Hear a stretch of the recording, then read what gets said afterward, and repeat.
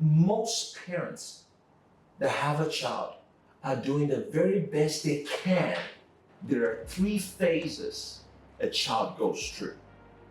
There are three phases a child goes through. Phase one,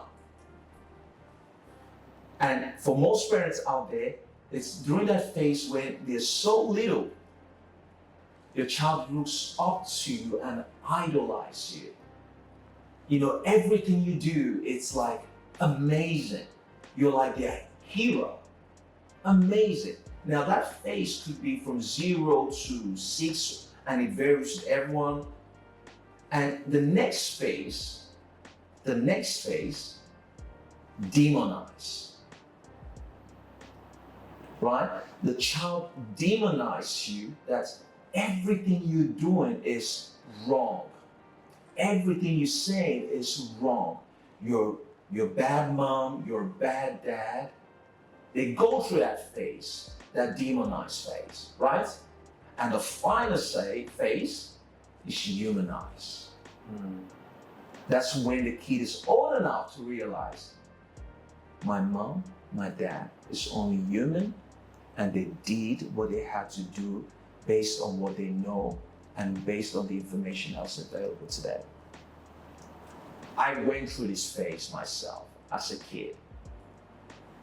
And I can see most of my mentees having the same conversation.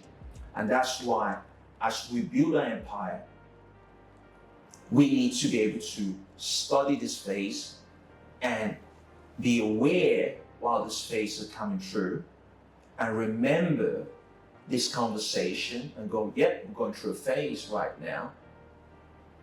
And be strong with your decision and knowing when to pivot and knowing when to eject yourself in that child to make sure the next phase is good. So that would be my recommendation and advice to parents out there that are trying to juggle family and also build an empire at the same time. So let's talk about the first phase. That age is from, let's say, 0 to 10, 11, right? Mm-hmm. Would you say that's one of the most important ages? And then that's where their program gets installed. So how can parents navigate if both parents in the house are working? Either the world controls them or they do. If the child is spending more time at school, you know, like you said, that phase is where they're the hero. So how do parents navigate that part? Well, put it this way, when a baby's born, like, let's use mothers, like, you know, for example, mothers are working extremely hard, multiple jobs, and unfortunately, you know, they gotta, you know, most parents that are breadwinners, as you said, both parents are working.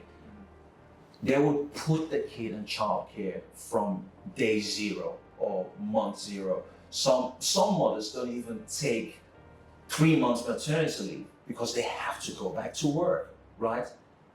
Right, so that child is back in childcare. And this is quite difficult, most especially for mothers, quite difficult because you've carried this child for 9 months. You connected with this child. You know, it makes me so emotional. I can't imagine, actually, that's wrong word. I can't imagine, most especially on mothers, to give up their child.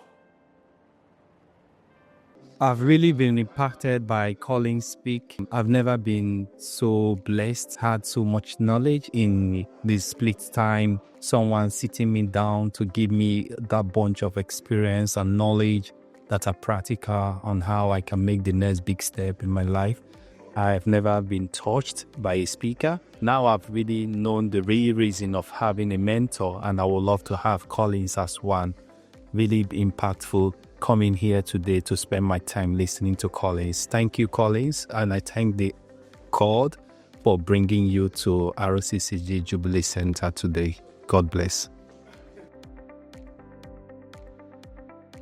And go back to work. It kills them. They struggle emotionally, mentally, physically as well. And on top of that, you also get the world, society frowning upon the mothers going, you know, you put work first before your child, right?